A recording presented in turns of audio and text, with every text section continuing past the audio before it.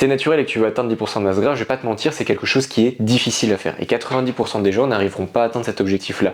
Et le but de cette vidéo, ça va être d'inverser un petit peu cette tendance-là, te donner les 5 règles à savoir pour vraiment maximiser tes chances de réussite, car même si c'est un objectif difficile, c'est honnêtement une des choses les plus gratifiantes et positives que tu pourras faire dans ta vie, car ça va te permettre de développer ta discipline, ton estime de toi, et tu verras que ça change totalement la façon dont les gens te voient. Règle numéro 1, accepter d'avoir un physique moins bon avant qu'il s'améliore. Ça peut paraître un petit peu étrange, mais quand tu commences ton déficit, pour beaucoup de personnes en fait, étant donné que les réserves d'énergie intramusculaire qu'on appelle le glycogène diminuent, les muscles paraissent moins remplis et t'as l'air plus maigre, mais toujours aussi gras, parce que tu n'as pas perdu suffisamment de gras pour pouvoir voir des dessins apparaître.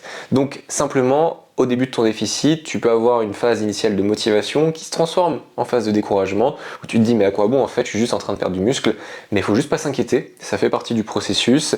Il y a forcément des manières de limiter ça avec le timing des nutriments autour de tes séances, avec l'ampleur du déficit, etc. On va pas forcément trop rentrer dans les détails ici parce que c'est pas l'objectif de la vidéo, mais tout simplement de savoir que ça fait partie du jeu et que ça va s'améliorer. Règle numéro 2, quand tu penses être proche de ton objectif, tu es peut-être à la moitié ou aux 2 tiers. Et c'est pas pour être démoralisant que je dis ça, mais simplement parce que la plupart des gens se prennent des délais beaucoup trop courts pour réussir à perdre la masse grasse qu'ils veulent perdre. Seulement, on a beaucoup plus de gras que l'on croit. Donc au moment où tu t'es dit, tiens, si je perds 5-6 kilos encore, je vais être bien dessiné, bien défini, je vais avoir les abdos bien saillants, bah au final, il faudra peut-être que tu perdes 10 à 12 kilos pour perdre cette dernière petite bouée récalcitrante ou les poignées d'amour. Donc simplement, à partir du moment où tu sais ça, tu peux simplement prévoir les choses en conséquence et surtout ne pas te retrouver frustré quand tu arrives à un certain poids de corps où tu pensais que tu serais vraiment bien sec et au final que tu ne l'es pas. Par exemple, pour passer de ce physique-là à ce physique-là, je pensais qu'avec 10 kg de perdu, je serais déjà plutôt bien sec. Il m'aura fallu 20 kg ici. Sur son physique de fin de sèche, Eric, là, il était à 69 kg. On pourrait croire qu'il pèse beaucoup plus que ça parce qu'il a vraiment une bonne masse musculaire et pourtant, il a dû arriver à un poids relativement bas. Donc c'est pour ça qu'il faut vraiment s'enlever un petit peu l'objectif de poids de corps qu'on peut avoir en tête, qu'on va associer à un certain niveau de sèche, parce que bien souvent, il faudra aller chercher plus bas que ça. L'espèce de mythe de si tu fais ta taille et ton poids bien sec, c'est déjà pas mal, c'est pas déjà pas mal, c'est relativement exceptionnel. Ça m'a pris 10 ans pour arriver à faire 1m81 et 80 kg. Enfin, surtout les 80 kg. Alors, 1m80, c'est pas moi qui ai décidé. Règle numéro 3, ton pire ennemi, c'est toi après un écart. Il y a énormément de personnes qui, quand ils font un écart, quand ils ont un imprévu dans leur alimentation, que ça soit dû à un déplacement, que ça soit dû à une invitation, se disent « Allez, foutu pour foutu, de toute façon, je vais remanger normalement et puis advienne que pourra ». Mais c'est une des raisons principales pour laquelle beaucoup de pertes de poids échouent, parce que quand on loupe la sortie, on se dit « Bon bah, foutu pour foutu, je vais sur un autre chemin finalement ». Alors que si tu loupes une sortie, bah, tu peux simplement reprendre la sortie d'après pour te remettre sur la bonne route. Il faut savoir que un écart qui pourrait faire augmenter ton poids du corps d'1 kg, ne te fera jamais prendre 1 kg de gras. Ça te fera peut-être prendre 1 kg d'eau, un petit peu de glucides en plus, un petit peu de volume alimentaire en plus, mais au final, si tu reprends ton rythme normal, ce sera très vite parti. Il peut y avoir le moment où tu as fait un écart qui était beaucoup trop conséquent, que ce soit sur l'ensemble d'une journée ou sur l'ensemble d'un week-end. Ok. Peut-être que là, ça va vraiment ralentir tes objectifs et qu'il te faudra à nouveau une semaine de déficit pour te retrouver sur le bon chemin. Au lieu de te prendre 6 mois, ta phase de sèche pour arriver à ton meilleur niveau de sèche, elle va te prendre 6 mois et une semaine. C'est pas non plus dramatique. L'idéal à faire, et c'est ce que j'essaie vraiment de faire avec la plupart de mes clients, c'est de les pousser à anticiper ces imprévus-là, ou en tout cas ces sorties-là. On ne peut pas anticiper par nature un imprévu, mais on peut souvent anticiper les invitations et les déplacements. Pour les déplacements, ça te permet de préparer tes repas en conséquence et de limiter la casse. Pour les invitations, souvent ça permet juste de te laisser suffisamment de marge pour les calories. Et en fait, une fois que tu as pris cette habitude-là, ça marche très très bien.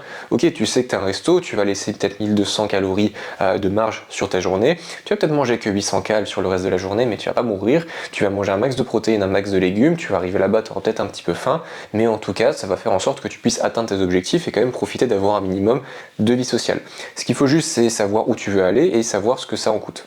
Et si le coup c'est simplement de manger un petit peu moins de riz, un petit peu moins de pâtes le samedi pour se laisser de la marge pour la pizza du samedi soir, ça vaut totalement le coup. Règle numéro 4, il faut savoir que la phase de déficit, c'est qu'une phase.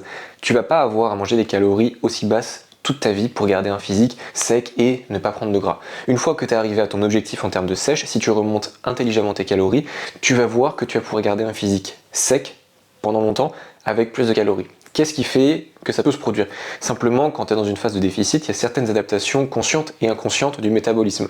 Consciente dans le sens où tu peux avoir la thyroïde, la leptine, qui sont des hormones importantes liées au taux de masse grasse, à la perte de poids, qui vont un petit peu diminuer. Donc au moment où tu vas remonter les calories intelligemment, tu vas voir que ces hormones vont retrouver leur stade initial, leurs niveaux initiaux, et au final, ça fait en sorte que ton corps, en quelque sorte, tourne un petit peu mieux. Mais ce qui va surtout faire la différence, c'est qu'au moment où tu remontes un petit peu tes calories, sans même t'en apercevoir, tu auras un peu plus la bougeotte, tu refais peut-être un petit peu plus de pas, tu vas peut-être te donner un peu plus à la salle. Donc en fait, ta dépense quotidienne va augmenter.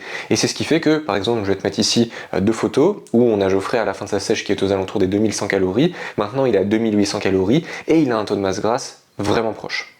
Là où il faut juste faire attention, c'est pas passer d'un stade où tu te dis j'ai fini ma sèche, ça y est, c'est terminé, je remange tout ce que j'ai envie de manger, j'arrête de faire du cardio, je repasse à 3000 pas par jour. Si tu as fait des changements dans tes habitudes, que tu as atteint un certain niveau de pas, que tu as pris une routine positive avec du cardio en plus dans la semaine, c'est peut-être des choses que tu vas essayer de garder pendant un temps. Tu vas d'abord remonter un petit peu tes calories, si après le cardio ou les pas deviennent pesants, peut-être que tu vas les diminuer au fur et à mesure.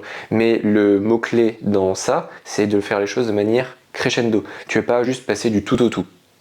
Il faut vraiment être vigilant parce que ce dont on ne se rend pas forcément compte, c'est que quand on arrive à la fin d'une sèche, on peut vraiment avoir un focus trop élevé sur l'alimentation.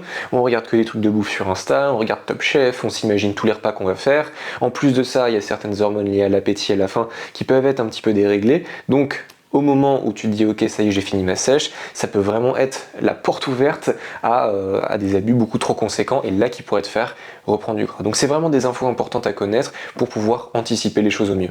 Et la règle numéro 5, c'est simplement de savoir que t'en es capable aussi. Ça peut paraître un petit peu plus philosophique cette règle-là, mais en fait, j'ai remarqué avec beaucoup de personnes que la première chose qui les bloque dans l'atteinte d'un physique vraiment sec, c'est qu'ils se sont jamais posé la question de est-ce que je suis capable d'y arriver moi aussi. Ils partent directement d'une croyance relativement limitante, de se dire non, je suis pas capable, je sais pas, j'ai plus de 30 ans, donc mon métabolisme c'est plus comme à 20 ans, je peux pas, j'ai beaucoup de boulot, j'ai mon entreprise à gérer, donc je peux pas, j'ai des enfants, donc je peux pas. En fait, il y a plein de choses comme ça où tu peux facilement te limiter. Mais pour avoir accompagné des gens de un peu tous les horizons, des personnes qui ont plus de 50 ans, des personnes qui ont des entreprises, oui, ça va être probablement plus difficile pour certaines personnes. C'est sûr que si tu as 20 ans et que tu es au chômage, voilà, aller faire 20 000 pas par jour et puis tes séances, c'est beaucoup moins difficile que si tu as un enfant ou que si tu as des horaires absolument monstrueuses de travail.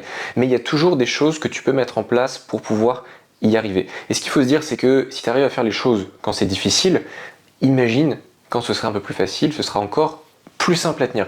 Donc le tout, c'est d'avoir des stratégies qui vont être adaptées. Tu as un emploi du temps chargé, tu vas pas faire 7 repas par jour, tu vas pas faire des séances de 2 heures, tu vas peut-être faire des séances full body 3 fois 1 heure par semaine, tu vas peut-être faire du jeûne intermittent pour gagner du temps le matin. Voilà, il y a plein de choses à mettre en place, mais ce qu'il faut surtout s'enlever de la tête, c'est que tu n'en es pas capable pour X ou Y raison. Pour vraiment ne pas pouvoir atteindre un physique bien sec, à part avoir une maladie ou quelque chose dans ce sens-là, il n'y a rien qui va te limiter dans l'atteinte de cet objectif. Voilà les 5 règles à connaître si tu veux atteindre un physique bien sec proche des 10% de masse grasse. J'espère que la vidéo t'aura plu. Si c'est le cas, abonne-toi. Et si tu veux un plan complet qui soit adapté pour toi et tes contraintes pour atteindre cet objectif-là, tu peux passer par le lien dans ma description. Il y a un lien pour un formulaire. On discute de ton cas, on discute de tes problématiques, on voit ce qu'on peut mettre en place et comme ça si ça te plaît, on peut directement travailler ensemble en one-one où je m'occupe de préparer ton plan alimentaire, je m'occupe de préparer tes entraînements, d'ajuster tout ce qui doit être ajusté de semaine en semaine et pouvoir répondre à tes questions pour que tu arrêtes de douter de ton plan.